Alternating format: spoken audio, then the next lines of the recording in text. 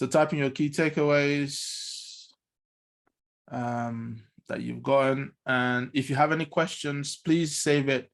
I'm going to try and wrap this up as quickly as I can so that we can have some time to have a chat and ask questions. I really, really want to get at some of your pain points.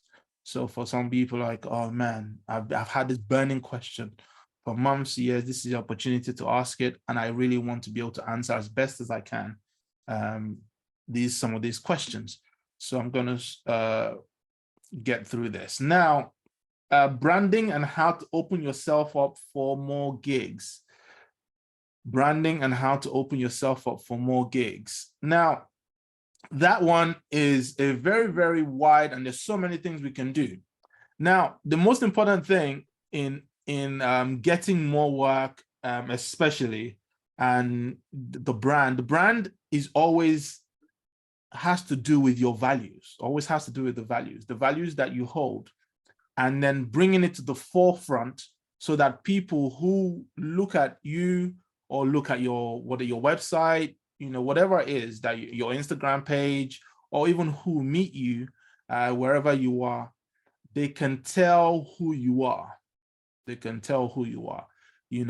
Everybody who met Jesus knew he was about his Father's business.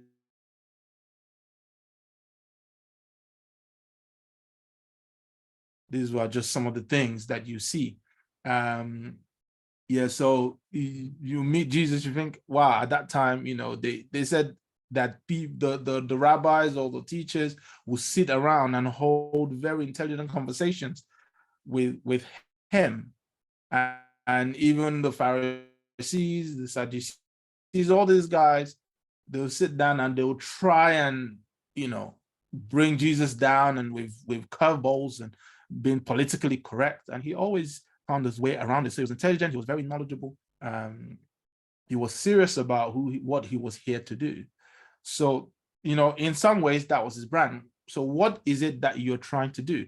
We as Christians, you don't want to build a brand that is not synonymous with who you are on the inside. That's fake. That's fake. Let me say that again. You don't want to build a brand that's not synonymous with who you are or what you believe, because that's fake and you will not be able to sustain it. So what you want to do is, if whatever you believe is, I don't know,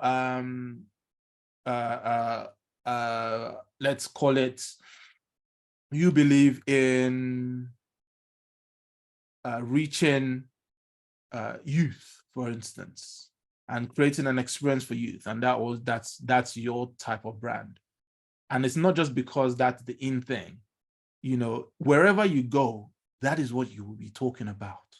So I think that building your brand should not be based on the kind of logo that you can create first, or how lovely a website you can do, but to look on the inside and say, who am I? Why am I doing this? Why am I so interested in creating this thing, in going out to create music? Why am I interested in doing this? Okay, I tell you my brand. You might have seen it. I think you heard it read earlier on when my resume was being read. My brand is about empowering others. It's about empowering others. Anybody that's close to me or knows or works with me knows that. If you cannot stay around me and not be empowered, it's impossible. You cannot stay around me and stay in one place. It's impossible. You have to, if you're not ready to grow, don't come around. And people will tell you, I have some of these people on this call. I will push you all in love and sometimes tough love to grow. And that's whatever, even when I produce, when I do anything, I am an empowerer. I like to inform people. I like to challenge people to a higher place, to find who they are. I always put it like this. I exist to raise generals, right? So that's my why. That's my why. That's why I do this. So everything around, what I do, it's always going to be about that. You come around me, there's some sort of empowerment. Why do you do what you do? And that is where your brand is built from. So I'm sure you might never have heard it put this way, but when you understand why you do what you do, then you build your brand around that.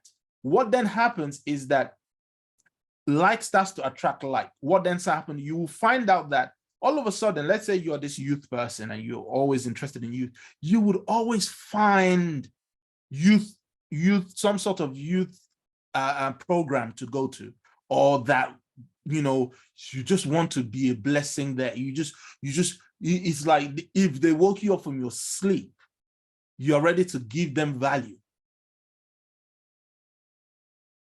And that in and of itself is where you start to build your brand on. What you build is the basis, is the foundation you build your brand on.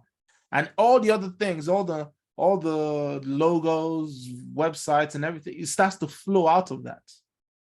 So if you're a fun-loving person, then you build your logo that's fun, looking. If you're a very serious person, you build your logo that's quite serious, and then it starts to reflect that. How you speak, how you write, it starts to reflect your brand. And then what starts to happen is people who resonate with that brand will come to you. They will find you. Marketing is a whole totally different thing, though. Like, so it's one thing to build a brand, and then marketing is so that people know you exist. It's totally different. But in terms of the branding, figure out who you are first and let that inform all the assets that is associated with your brand.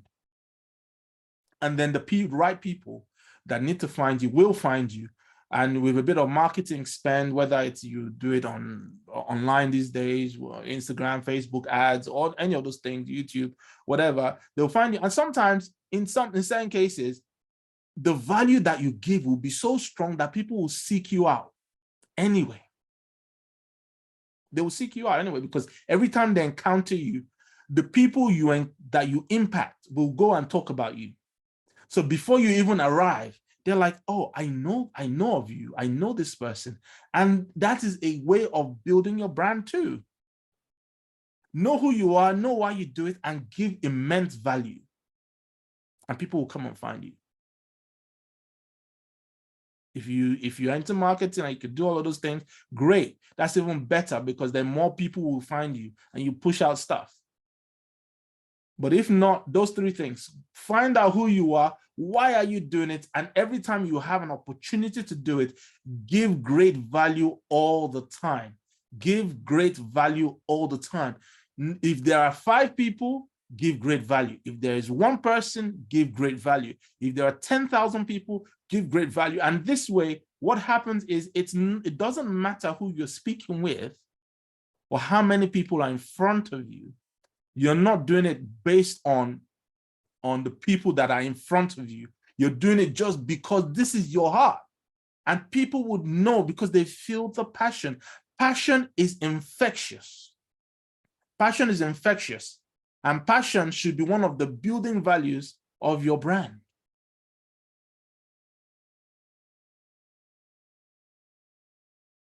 Apple is one of their key things, innovation. They're always on the cutting edge. That is just one of them. But if you look at it on their phones, on their pads or tablets, on their computers, on their online stuff, TV, they're just about, look, we're always going to stay on the cutting edge. We're always going to give things that other people might not give as much. But, that is their brand, and they like to look cool whilst doing it. Minimalists. Those are some of the things you can associate with them. And I've never read any of their white paper or anything to say, oh, this is what it is. But you can tell just from everything they do, because how you do anything is how you're going to do everything. And when your brand is true to you, it cuts across everything you do. And that's easy. So if you want to build a long-lasting brand, make sure that the brand is synonymous with who you are and what you believe.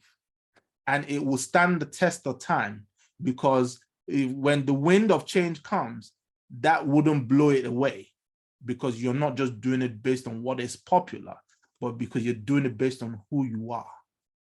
And that is brand and what you believe and the values that you truly hold. And so what then happens is everything opens up to you. And let me finish the point of passion is infectious. Let me say this thing. I heard it once like this, and hopefully I'll pass this on to you and you will never forget it. So listen to this, listen to this. Passion, when you break it down, can be said as this: pass I on. Passion, P-A-S-S-I-O-N. Pass I on. So when you're passionate about something, you are in essence passing yourself, a part of yourself, on to the person that encounters you in that moment. Passion, pass I on.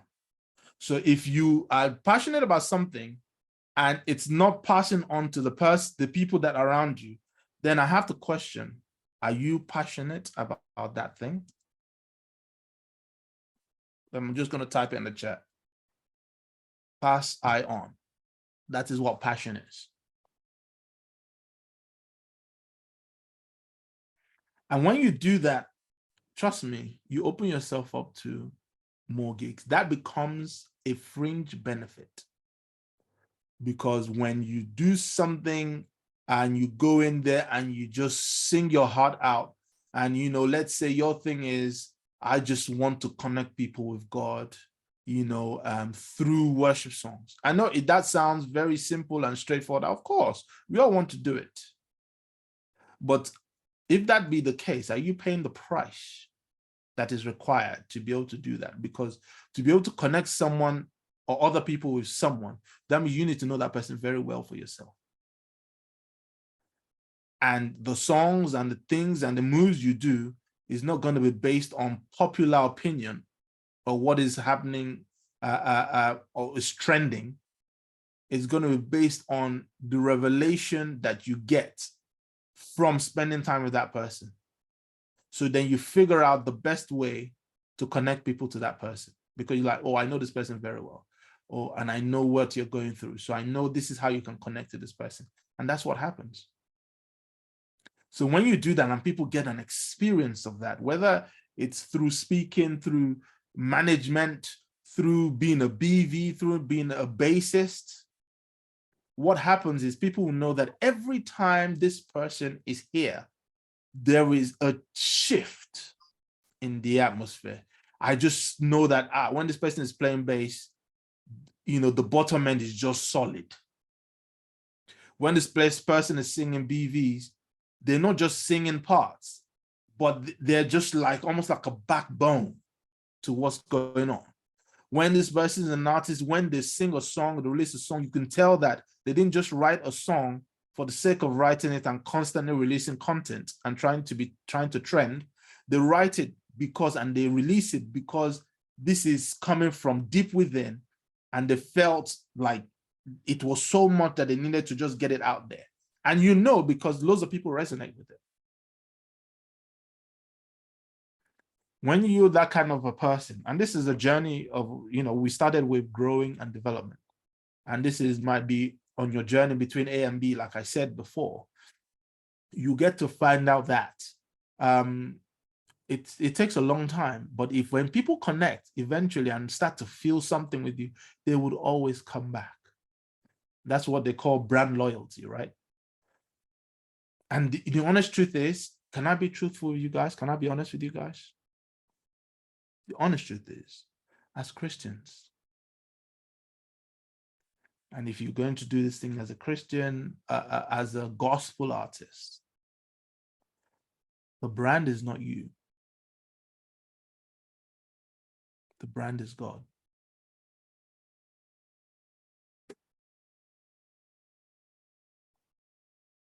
Maybe that might have blown someone's mind. And if it did, good. The brand is not you and it's not yours. It's his. When you understand that, also you move differently. So what happens is the gigs that we are after, people start to call you. Why? Because they're like, there is something that he's carrying that we want to connect with, and that is God.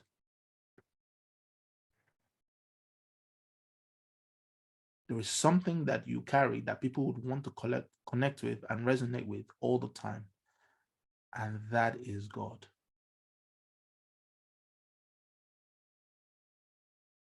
Because the earth is waiting for the manifestations of the sons of God. So when you put it that way, actually, the earth is waiting for you to get into your fullness of the part of God that he put inside of you to manifest.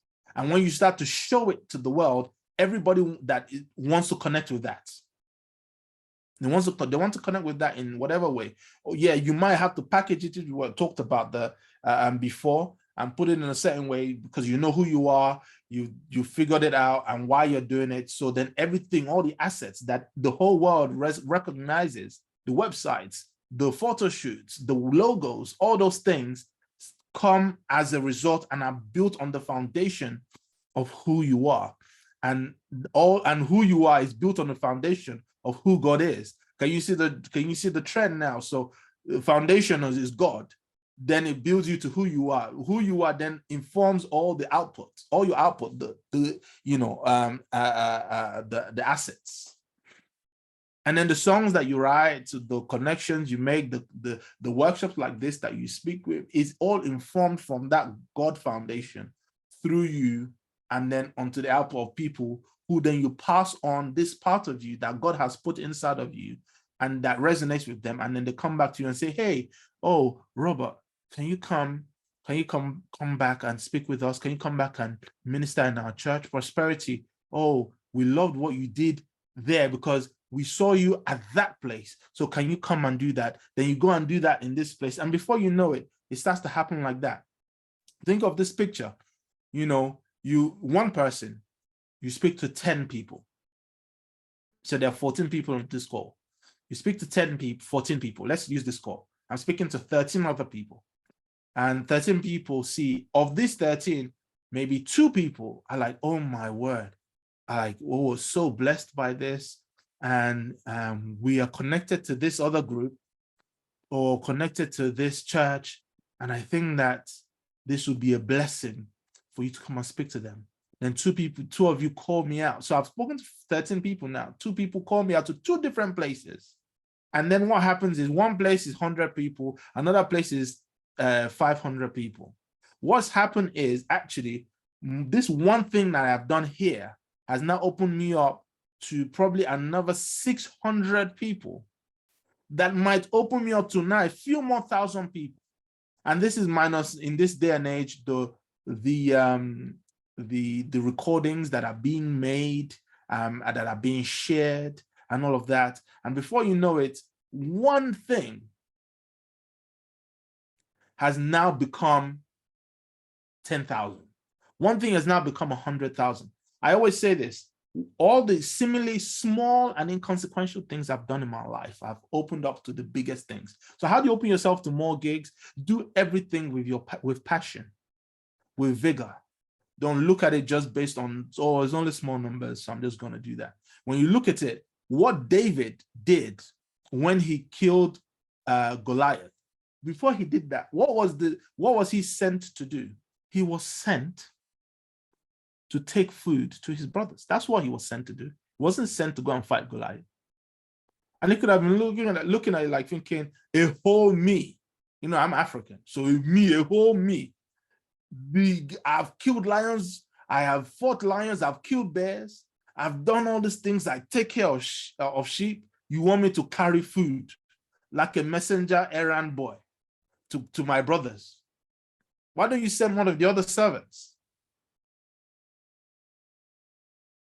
But he took that, he woke up early, he took it with great passion, and the passion that he used and the diligence with which he used to take the food to his brothers was the same thing, and to the soldiers was the same thing, the same diligence and passion that he exuded when he saw people, when he got there and he saw Goliath, thinking, what is this? because he was diligent and he was passionate. And it was the same passion he took back and said, oh, King Saul, no, let me go and fight this guy. You know, he said, who is this uncircumcised Philistine? They laughed at him. He went back to Saul and said, look, it was passion. It was seemingly inconsequential. Take food to your brothers and to the rest of the army. He did that with everything he had. The same passion he saw, he said, oh, I see a need. I'm going to fill this need. I can do this. I know. I'm passionate about it. Okay, go and do it. He now did it. And guess what? By the grace of God and with God's direction and favor, he struck and killed Goliath. What happened? You know, the question that is on the fly says, open yourself up for more gigs. I'm pretty sure after I killed Goliath, he was open for more gigs, no? In essence, he was open for more gigs to the point of he became king later on. That wasn't why he became king, but as you can see, he did a lot more things. He now became one of the generals in the army. And he led and fought a lot of battles. Why? Because he proved himself in a very big way, but what led him there was something inconsequential. And Brand David stood the test of time because he was the same person in the field while he was tending to sheep, was the same person in the palace, he was the same person on the field taking the stuff, the food to his brother. He was the same person that killed Goliath. That was the same brand because he truly believed that. Is this making sense? Is this making sense? Are you getting stuff from this? You guys have gone quiet. Now, and then lastly, the art of networking for fans and artists. Now, if you want to network, make sure you connect with the people that you resonate with. I can't say that enough. Lots of people sometimes will want to network with people. So I'm just going to go here. I'm just going to connect with a lot of people. Then you now have like, you can collect 100 numbers, but there are only 2 people you connect with. What is the point of the 100 numbers that you've collected if you don't connect with them? I know many people have collected their numbers in the past. And I just did that because I thought that was what to do. And, you know, in all the years I've had the number, I've never used it. So they're not part of my network because I can't go and call them and ask them for anything. I can't say, hey, this is what I've done. I can't do that because I didn't connect with them. Not when I collected, maybe when I collected the number, but even that was a transaction. I never followed up. I wasn't really interested. I don't connect with anything they do. So it's a pointless endeavor. Don't waste your time doing that. With the art of networking for me is, you know, you've heard of the phrase, I'm sure you have. Your network is your net worth. Anybody heard of that phrase? Your network is your net worth.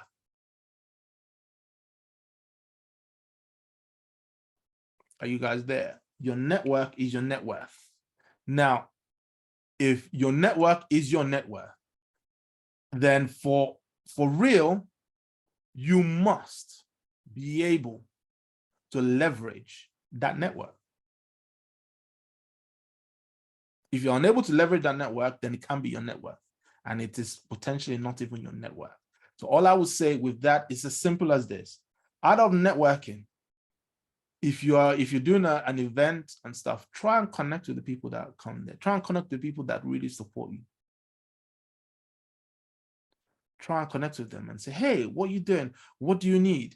What, you know, what connects with you in all that I do? What are the things that you like? You know, just try and connect with them. You know, if you're releasing a record or something like that, you know, maybe you do a shout out. Do connect with them on whether it's Instagram or Zoom rooms like this. You connect with them so they know that they're valued. That is your network. So when you now release a new record, don't now put it on Instagram and say, oh, I've got 1,000 followers. I put it on, only 10 people liked it. They are not your network because you don't connect with them. You're not connected to them. But when you're connected with them, you release it, most people will jump on it. They will come, they will support you, they will share your stuff. So if you want to, the art of networking is the art of connecting. Don't just talk at people, connect with them. And when you use time to release or whatever, they will support you, and they will support you real good. And if the honest truth is, when I talk to all my friends who do stuff in, who are brand experts or marketing experts, they say you only need probably about 1,000 super fans if you can get it. If you can get 1,000 super fans, when you release something and you have 1,000 super fans, they probably will get you in front of 100,000 people easily, because they will share that thing. They will push it like it's their thing. If it comes to buying anything, they will buy it. They will buy it. And if you are able to sell, let me give you some practical things. If you're able to sell £100 worth of things to 1,000 of your super fans every year, and that's very low. And I say £100, I don't know the translation of that in cedis, naira, wherever it is, dollars, yearly, and 100 people. For us, it's £100,000. I'm sure that would be very nice for a lot of us. £100,000 a year, just from 1,000 super fans. Simple, just release a couple of things, sell a couple of merchandise, maybe events, concerts that they might come to, or whatever that you might have to sell. And you had that. Only 1,000 people can do that for you. And if they were to share that to 10 of their 10 people they have the most influence with, what is that? What's it called? If the 100,000 times 10 is £1 million.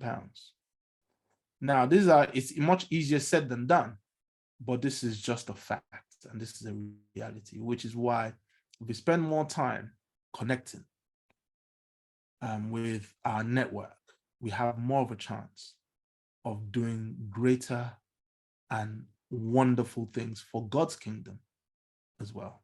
And Genesis 1:28, be fruitful, multiply, subdue the earth, and have dominion. And that is how we journey to our place of dominion and dominating our various markets and the various things the various places and fields we occupy. So yeah, hopefully that's been a blessing. We've got 9 minutes left. I want to open up the floor to any questions that you might have. Let's go. Yeah, so if anyone has any question, you can unmute yourself, or you can just type in the question. I would read that for you.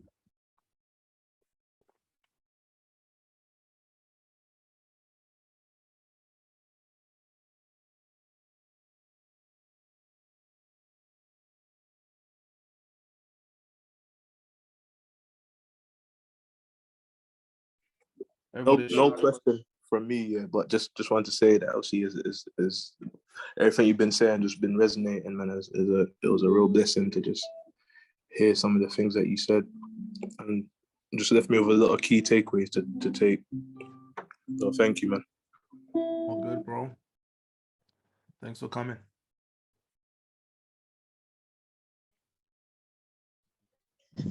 Hi, Goziam. Thank you very much for a wonderful submission. I joined quite late, but I really found value in everything that was shared. I just want to comment for the value that has been shared. Really great stuff. Thank you. Thank you for that. Thank you. How do I say your name? Is it Marjorie? Marjorie. Okay. Yes. Thanks, Marjorie. Appreciate your feedback.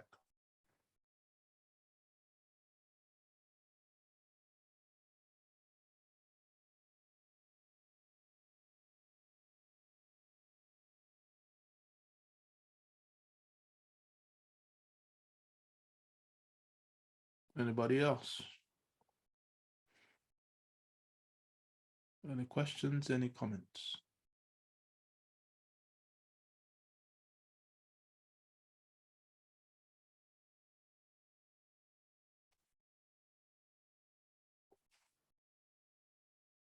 Sam K, any questions? Prosperity, do you have any questions or contributions? Michael, do you have any questions? Maxim Music, do you have any questions or contributions? Scott, Captain Phronesis, do you have any questions or contributions? And then my guy, I believe, do you have any questions?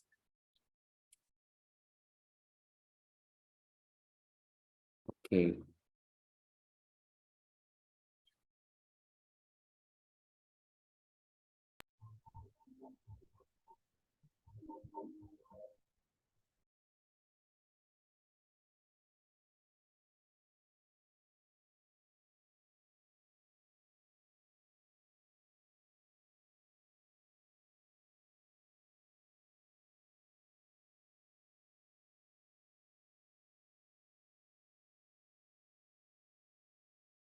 Okay, so believe says no. Captain says no. Okay. So the rest, do we have any questions? We have 5 minutes left. So yeah, this is the time to wrap up with everything. So do we have any questions, any contributions left? Maxi Music. Any question?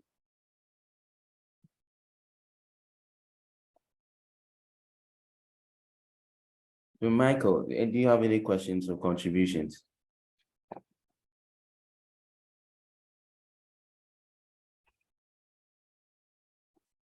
Sam K.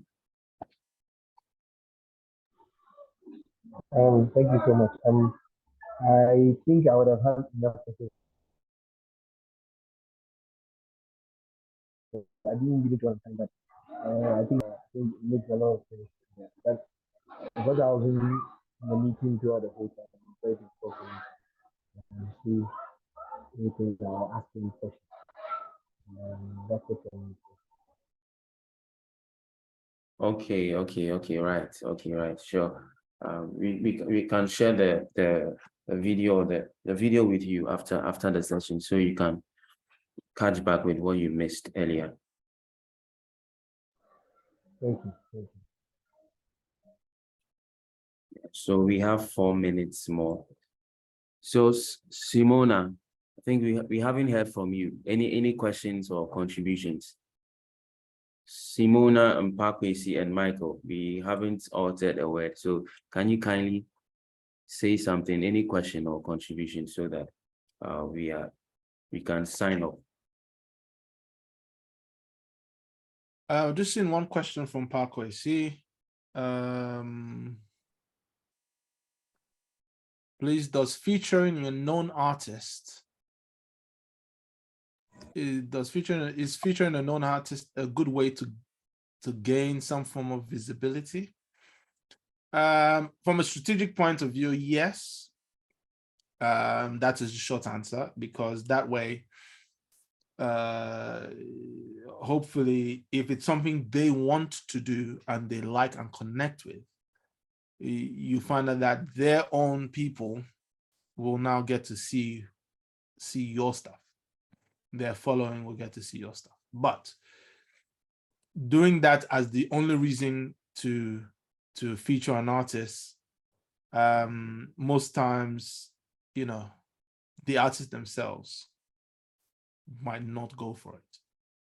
That's the truth. So yes, it is a good way. It's a short answer.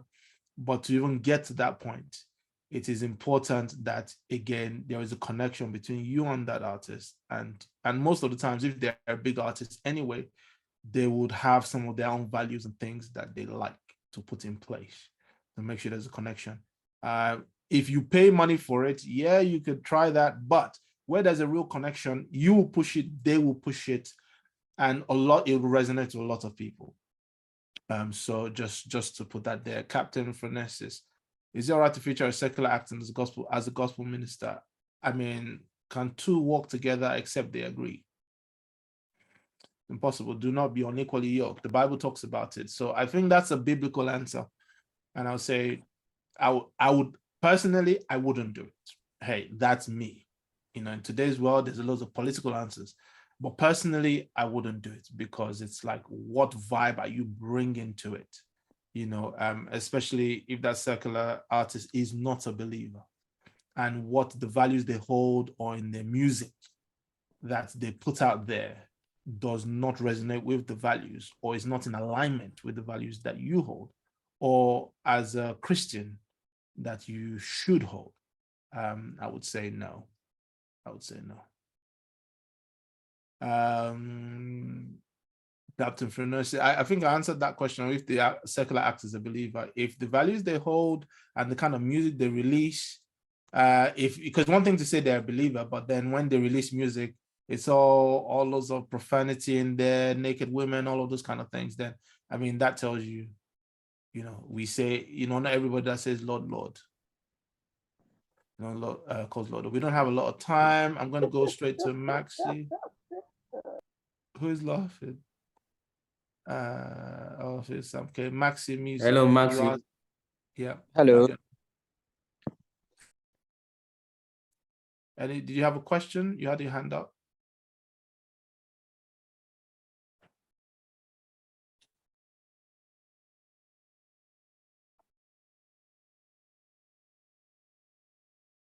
Maxi, any question?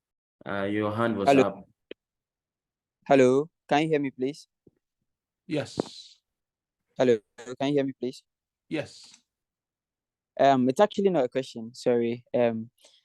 I was actually on my way from work and then I couldn't really get to enjoy most of the conversation. So I saw that the whole thing has been recorded. I'm asking that if it can be shared across so that in my Sure. when I get to my Sure. So I can send you the recorded version. So right after the session, I'll send it to you, Maxi. All right. Thank you very much.